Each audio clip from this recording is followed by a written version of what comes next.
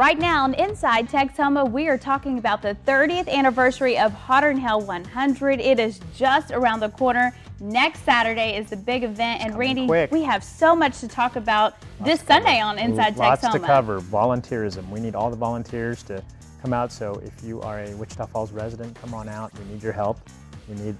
We need 2,000 or more volunteers at least to help that day.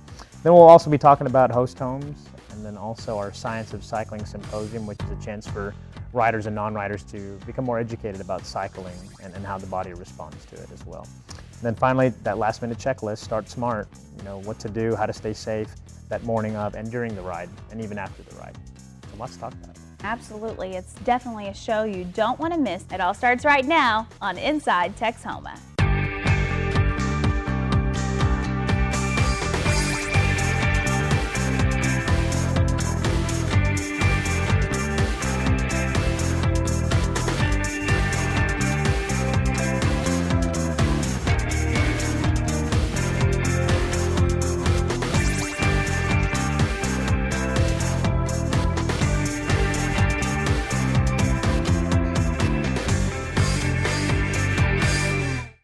Good morning, Texoma. I'm Ashley Fitzwater. Thanks for joining us for Inside Texoma. This Sunday, we are talking about Hotter 'n Hell 100. We are less than a week away from the big day for the 30th anniversary of one of the largest races in the world. And joining me now is Randy Canavell. He is with the Hotter 'n Hell 100, the media coordinator for the event, and we're excited to have you back here today. Thank you very much for having me. We're getting closer. It's nearly here, so there. it's time to get down to the final things. Volunteerism, though, is such a big thing. I know we talked about before. What do people really need to know if they're wanting to step up and help out these riders? If they want to volunteer, it's an easy process. Just contact Darlene. She's our volunteer coordinator at 631-3484, and she can get you the volunteer information that you need to get signed up. And if there's a certain place you want to volunteer, we can definitely accommodate you with that particular option. Or if you're not picky at all, we'll take you anywhere. So, are there certain volunteers you're looking for? I mean, are you still looking for host homes? Has that point already come and gone? We can still take host homes. Okay. That's never a problem. You know, our enrollment keeps going up every week, and it'll go up exponentially once we reach that weekend. So host homes definitely. People at packet pickup, we could use that. Logistics, which is just kind of moving people in and out around MPEC so they don't get lost, kind of they know where to go pick up their stuff. And then also late registration, of course, rest stops. We need people. We need people to help pour Gatorade and hand pickles out and orange juice and all that good stuff on that morning of. And then also the consumer sales, consumer show at MPEC. Now, a lot of people may wonder, okay, just so I can kind of plan for that day, if I am going to volunteer, what time would I even need to be there, and how would I know what to do? Early, definitely get there early. Probably, it depends on your position. Most likely you'd want to get there around 5 a.m. and usually Darlene will let you know where to report. She's pretty good about organizing, and whoever that particular committee that needs help, she'll definitely give you their contact information. That way you'll know where to go that morning. And what about the actual start time for that day? Has there been any final words so we can go ahead and pass that along? The start time will be 6 o'clock for the 100-mile riders. You have that option of starting early because of the heat. The racers will also start early, or I believe it's around 6:30, 6:45. But if you're a 100-mile rider, you'll start about 6 a.m. You have that option. But if you're riding the 100K or the shorter routes, it'll still start at 7. And that'll be the only time that you can start if you're riding below 100 miles. Is the 7 o'clock start time, which is normally what we would see. It's the 7:05. You will still have the official kickoff, the cannon blast, at 7:05. Okay, so even though some of the racers are already going, if you're wanting to come, and maybe bring the kids and watch that big start, it's going to take place at 7:05. And like I said, at 100 miles, you have the option of starting early. Okay. Right. Why did you feel that was so important, or why did the organizers feel that was important this year? Well, you know, when it's 105, you know, and the high, so you can imagine at 10 a.m. it's probably going to be in either the low 100s or high 90s, and that's quite warm. Sure. And so we had to make the adjustment just to make sure the riders are safe. You know, we're not cheating riders out of anything. We just want to make sure you don't dehydrate and don't get sick. So. And again, that goes back to these volunteers. How important are these volunteers to making this event really come together? They are the central resource, I would say. If it wasn't for the volunteers, we have 2,000 annually that come out to Hotter, that help out with Hotter 'n Hell every year. So without their help, there's no way we could put this on. There's no way we could have the rest stops manned. There's no way we could do all the logistics and the coordination for all the packet pickups and registration and entries that morning. So it's really important that we have the volunteers. I'm a volunteer, so You know, we make Hotter Hill. Why do you volunteer then every year? I mean, what makes you continue? If you had to talk about the volunteers, what makes them do this every year? I get to be on TV, right? I'm kidding. Of course, right, Inside Texoma. That's right. It's I just love Hotter Hill. I've been a cyclist for years, and I'm from Wichita Falls, so it's kind of a way just to give back and be a host to people who are coming in, because they may only come to Wichita Falls just for Hotter Hill. So that's one time a year. So why not showcase what we can do here in this town? Do you think that's what it's all about too? I mean, they're coming in and maybe you're the only person they're gonna meet from Wichita Falls or Texoma. I think Wichita Falls is the hospitality and being hosts. I think we just have that Texas hospitality you can't beat. And I think that's why the riders come back. And really quickly, kind of going back to those host homes, I know we talked about that, and there's another name if you're interested, but can you tell us what a host home really is? If someone's listening and they're like, okay, I'd really like to do that, or I'm really thinking about that, what do I have to do? You can just contact Chip Filer. He's our executive director for Hotter Hill 100 at 322-3223, and he can get you all the information for host homes. What is a host home? Basically, you open up your house, your apartment, wherever you may stay, you open it up to riders. Hotels book up fairly quickly.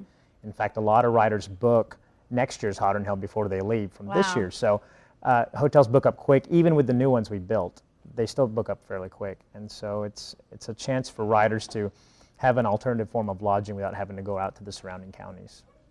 And there's a lot of, sometimes you can do, I guess, basically what you want. Since you're opening their home, you can feed them. You can feed them. It's not, you're not obligated to feed them at all. Just give them a room to stay in. But Texas hospitality, of course, you know, they take them out to eat, barbecue, you know, cook dinner for them, really take care of these riders. And so I think that's where Wichita Falls really shows its colors, is with the host homes. What a great thing. And it is. We love hearing about these volunteers. Once again, if you're interested, you can contact Darlene. That number is 631-3484. Or for those host homes, again, that's Chip, 322-3223. Well, we need to take a quick break, but we have a lot more to talk about. So stay with us. We'll be back with more.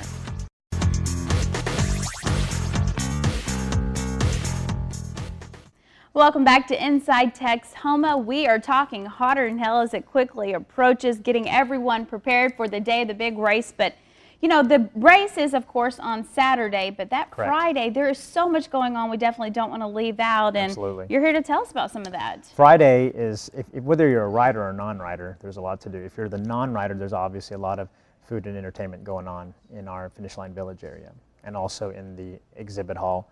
The MPEC exhibit hall, there's a lot of things you can do. Of course, if you're the rider, there's even more stuff to do. There's all the cycling vendors. There's the criterium racing, which takes place that afternoon. If you're doing the triple threat, there's the off-road mountain bike race going on. So lots to do as far as competition. One thing that we're doing this year, and we did it last year with a lot of success, is our Science of Cycling Symposium. And when we talk about volunteerism earlier, this is kind of a form of volunteerism, because you have professionals in the field like myself that just come and speak about different topics in cycling, and it's all physiological. It's not a medical conference. There's no continuing medical education or anything like that. It's just a chance for cyclists to come out and learn about what the body goes through and how you can make yourself a better cyclist. I'm doing a topic over resistance training and how that can help the cyclist perform. We have several people from MSU that are going to be presenting as well. And then we also have the visiting professors from University of Connecticut. They'll be presenting over hydration. So there's a lot of neat presenters that are coming out for this symposium. And is there any cost to this? It's a free of charge. And what are the hours you're looking at? It starts at 10 a.m. Okay. And we go till noon, and then we start back up at 1 o'clock and go till 3. And this is all on Friday, this coming Friday, actually, we should mention. That's right. It'll be in the MPEC exhibit hall in one of the presentation rooms. And we'll have posters up, so don't worry about getting lost if you're interested in attending. So there'll be directions on how to get there. Is this something that even, you know, because you mentioned the cyclists to learn about, but let's say I'm learning and I'm wanting to maybe get involved next year. It's a little late for me to train now, but next year I'm wanting to go out there and get involved. Would this be good for me to go to? Absolutely, because it kind of gives you can get some good training tips from this, and you can also learn the do's and don'ts of cycling, because a lot of us that start new activities, we tend to try to overdo it at first. Well, this is a chance to show people, you don't want to overdo it. You want to take your time with cycling, listen to your body, do what you can. You know, don't force yourself to do anything that's uncomfortable. And again, that's all Friday, and lots of great speakers, and I know that's exciting. Now, that's in the morning and in the afternoon you Correct. mentioned, but there's also stuff that evening too, There's, correct? there's lots of stuff to do. We'll have the spaghetti dinner, and so if you're a rider, got to get up on those carbohydrates Yes. before we go. If you're a non-rider, well, there's a spaghetti dinner for you. What's not to love about Well, that? and what's nice about having the spaghetti dinner is that all the restaurants in Wichita Falls are going to be packed. Yes. Especially the Italian ones. I know that from experience. So, you know, if you don't want to put up with the line and the crowd, come join us at the MPEC and, you know, have the spaghetti dinner with us. And that's a big that's a famous dinner. So if you're new Yeah. to Texoma, that's something everyone right. wants to go to. They look forward to this. Mark it down on your calendar. So when does the spaghetti dinner start, and how much is that? I believe it's going to be we'll start it at 6 p.m. It'll be in the K. Yeager Coliseum where the ice skating and all the Yes. concerts usually go on. We'll have that whole area blocked off. And I believe it's $5 or $6. Okay. But all that information is Not also too on much. hh100.org. Okay. The prices. So Make sure you look that up before lots you go. to do Friday, like I said, for the riders and non-riders. So come on out, Wichita Falls. And tell us why, you know, you mentioned the Italian and the spaghetti. Why is that so important? How does that really help you? You would think, oh, maybe you're going to get sick, you know, eating all that food the night before you're going to get up and race. Right. Well, you know, eating carbohydrates, that's your main source of energy, especially when you're doing aerobic activity for 4+ hours. You need that energy, and you need carbohydrates. You know, they're a quick form of energy. Your body digests it, you know, fairly quickly and efficiently. And if you have fitness goals in mind, if you have weight loss goals, you need carbohydrates to actually burn body fat. So it's good to stock up on carbohydrates. All right, good advice. That's Make right. sure you take part in that spaghetti dinner. Well, we need to take another quick break, but like we mentioned, we have so much more to talk about to get you prepared for Hotter Than Hell 100. Stay with us. We have more coming up on Inside Texoma.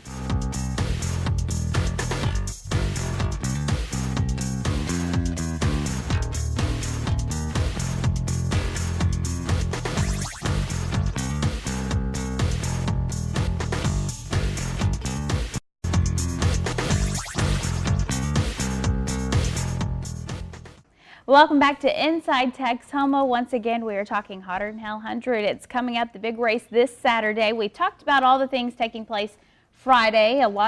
It's a busy week and a busy weekend, basically, Right, so right. leading up to the big event. Saturday, though, as well. Not only is there a lot for riders, but non-riders. Can you tell us what's taking place? For the non-riders, there's the Finish Line Village, like I said earlier. That's our fairground. And that's for riders or non-riders. But if you have a family member that's coming out to ride, you know, what are you going to do for 3 or 4 hours? So there's going to be a lot of entertainment there. We're going to have live bands. Johnny Cooper will be there, Derailers. We're going to have Kildares, which is an Irish rock band. They come every year. And so they'll be out there. And there's also a lot of food, you know, snow cones, hot dogs, all that good stuff. And then there's stuff for the kids, you know. And people just hang out there because there will be cyclists coming through from other routes. So a lot of people that hang out at Finish Line Village are kind of like, you know, the cheerleaders when you come in. So there's a lot to do for the non-riders. And then, of course, if you're riding, you know, that's once you see that sign, you know, Michelob Finish sign, you're done. And, you know, it's a really Goal nice thing. accomplished. Goal accomplished, correct. And we're giving away finishers medals this year because it's the 30th anniversary. Normally we just give a finisher's pin, but this year the committee decided for the 30th we need to do something special for all riders. So you'll get a finisher's medal as opposed to a pin this year. That's pretty cool. So How many riders in all do you think are going to be taking part? Last year we did a little over 14,000. You know, that week of Hotter Than Hell, the registration will just skyrocket. So I wouldn't be surprised if we got close to 15,000.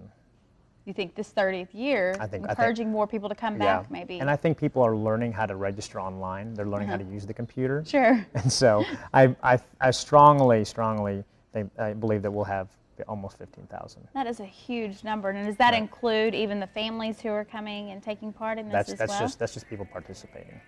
So if you figure in, you know, if you're coming with family and friends, you can add a couple more thousand. to that. Yeah. So lots of people coming to Wichita Falls for a weekend. Oh, absolutely. Talking about, though, the last minute things that we need to do to really get ready if you're going to be riding, there's important things to make sure you stay safe that day. Lots of things. If you haven't started training, you probably need to start now. But if you have been training, you know, don't forget to train hard, but a few days before Hotter Than Hell, kind of taper off your activity. You don't want to wear yourself out before Saturday. So try to taper your activity down and just kind of do some light rides, maybe take a spin class. I know we had mentioned that in our last interview. Spin classes are great. and make sure that you are hydrating and eating. Don't wait the night before to just suddenly stock up on carbohydrates, because it will upset your stomach. Try to get used to that eating pattern now. And that brings us into nutrition and hydration. Carbohydrates, make sure you're having those before a ride, during your ride, and after your ride. And that's one thing about cycling. That's a skill, learning to eat on the bike, because you can do that. I don't mean have your fried chicken and gravy, but have the carbohydrates, have those energy gels, those energy bars. Learn how to eat on the bike, and also keeping your water bottles full and keeping hydrated, sports drinks and water. And that's a good point, because after all, it is a race. A lot of people are out there to win, but you need to make sure you're taking care of yourself as you're going. Exactly. So keeping tabs on nutrition and hydration is very important. Another thing is, of course, inspecting your bike, right? Right. If you haven't been looking at your bike this summer, it's a good time to start looking at it now. Make sure that your chain's all good to go, your tires, you don't have any flat tires, and that you're carrying spare tubes with you and air supply. I mean, we'll have a nice thing about Hotter and Hills. A lot of the local bike companies in this area will give free wheel support. But if you get stuck in between rest stops, you got to have some way to get yourself going again. So make sure you're carrying a spare tube with you, and making sure you're checking your brakes and making sure your bike's all good to go. And if you're not really sure how to do that, there's places here in town you can go to. There's two bike stops, or two bike shops here in town. There's the bike stop, which is located on the southwest part of town, over there by Albertsons. And then there's Texoma Cycling Center, which is located downtown, and they're located right by the start line off Scott Street. And I know we have a lot to talk about as far as the morning of the ride and things you need to do, but anything else, which I know we're going to take a quick break before we get into that, but anything else really this week, as we're coming up on this week, is it important to still get out there early in the morning and continue riding then, because that's the hours of the day you're going to be out? Your body's going to, you want to train your body to get used to riding that early in the morning. So if you haven't been riding early, you definitely need to start it this week. Get up and go for an early ride. If you're somebody that works, early in the morning, we'll get up early and get 2 hours in and then go to work. You got to train your body to get used to it now. And just making sure you have everything that you would need when you go out and ride. Some people have good luck stuff, they wear headbands or whatever. Make sure you have all that ready to go. And just kind of make you a checklist as you go. Everything that you use when you train, make sure you have it that day of the ride. What about any advice for families? If I know this Saturday I'm going to be bringing my kiddos out there to ride or pulling the wagon, any things that we need to start preparing for that day? Make sure that the kids have been riding with you, and make sure that their helmets are good to go and they know how to fasten those helmets. If you're doing the family ride, making sure whatever you're using in training, on a training ride, you have it with you. So like you said, if you use a wagon, or if they have a smaller bike and they're using training wheels, make sure all those are secured and ready to go. You don't want any accidents that morning of the race. That's important about the helmet too, as you mentioned. Is that something that's required for all of the riders? Or? Every time you enter a cycling event, you have to have a helmet to even start. If you don't, a race official or a ride official will pull you out. Which is important, because it can save your life. So make sure they have the helmet, and remember, kids don't sweat efficiently as you and I do as adults. So make sure they are hydrating and they're practicing how to hydrate, and they're not just waiting for when they're thirsty. Make sure they know how to hydrate every couple of hours. All right, lots of good tips. I know if you have this recorded, you can just keep hitting rewind. Make sure you're jotting all these down. If not, you can always watch this. We want to remind you, head to our website. We have a link on YouTube where you can hear everything, all these tips over and over again, so we appreciate that. We are going to talk about the morning of the ride and what you need to know, but we need to take a quick break. We'll be right back with more.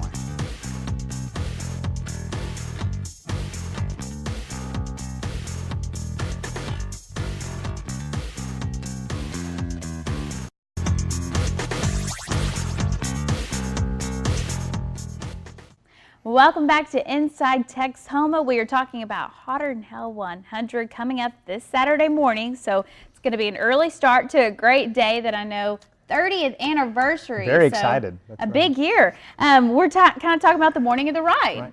Lots to do. If you're a cyclist, you need to have that last-minute checklist, making sure that you have your water bottles filled, bike's good to go, you have your jersey number on your helmet too, and on your cycling outfit, your jersey, and just anything that you think you'll need that morning, because it's going to be hot. Make sure you have that with you. So it is going to be hot. It is. It is going to be very hot. So, but other than that, remember, if you're a rider that morning, making sure that you start smart that morning. And what I mean by starting smart is, obviously, if you're a 100-mile rider and you plan on finishing in 5 or 6 hours, make sure you stay in that ride group.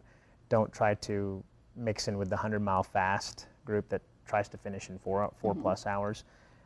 You may not hurt yourself at first. That's what a lot of people don't realize. But halfway through the ride, if you're with the fast group, you're going to be done. And then the rest of the ride is going to be miserable for you because you've exhausted all your energy. So please make sure that you stay with your pace group. And that's something that's decided beforehand. So everyone should know if they're riding where they need to be. When you sign up online, it gives you the options of what you think you'll finish, you know, based on your perception and how you feel and your fitness level. So make sure you stay with that. It's just for your safety. And we've been doing this for the last couple of years, stratifying the ride, and it seems to work very well. And that's for the safety of others too, right? I mean, other bikers that you're going to be with. Right. The racers, they're even faster than the 100. You know, they're going to be ahead of the 100-mile riders, but don't try to mix in with them. It's just it can become really congested and bottleneck really quickly, which we could have a lot of injuries and trauma. So that's why we do that.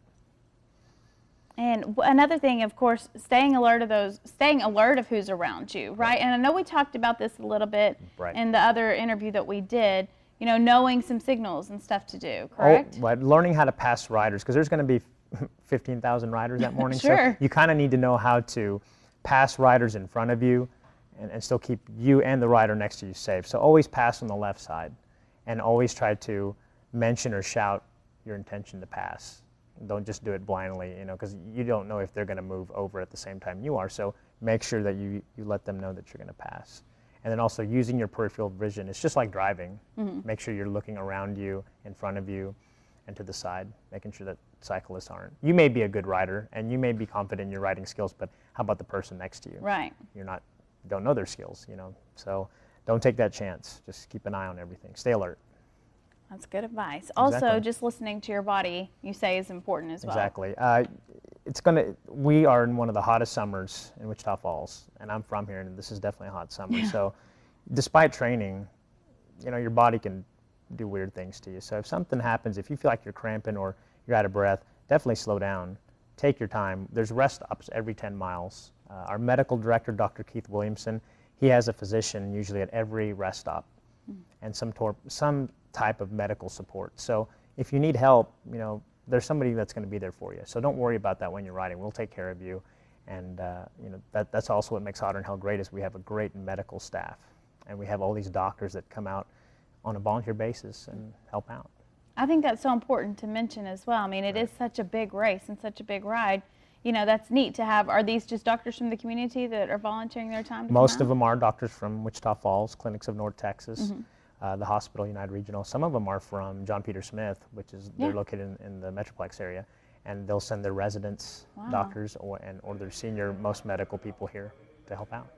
And why did y'all think that was important to incorporate it? I mean, has this been something that's been for as long as you can remember that there's been a medical team involved? There's always been a medical team. I think it's grown in the years because of cycling's popularity, but the fact that when you're putting your body at the limit, you know, with heat and cycling, it's really something else. So, and doctors just love, it goes back to Wichita Falls. I think once you live in Wichita Falls, you just become a host. Doctor or no doctor, you just want to help out. And so it's grown.